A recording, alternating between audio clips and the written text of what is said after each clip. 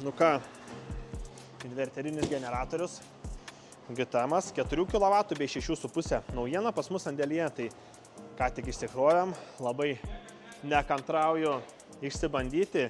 Tai ką, aš atidarinėju dėžę ir jum tiesiai rodau, kokių generatorių gavome.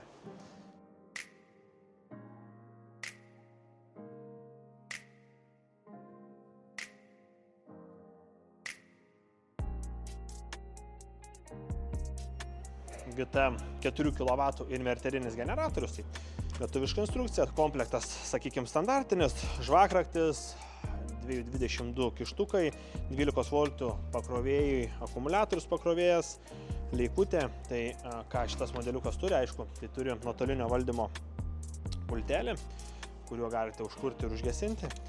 Tai turi 2 lizdus po 220, USB jungti iškart su C jungties krovimu, galim tiesiai krauti telefoną, 12 V išėjimai, lėta ir aukšta, sakykime, eko režimas, kai nereikia daug galios, mes galbūt kraunamės kažkokį telefoną, tai galime pasijungti eko režimą ir jisai nenaudos daug kuro, dirbs mažesnėm apsukomis, tai geras inverterinis generatorius su elektriniu, taip pat ir rankiniu starteriu pas mus Martyno technikoje.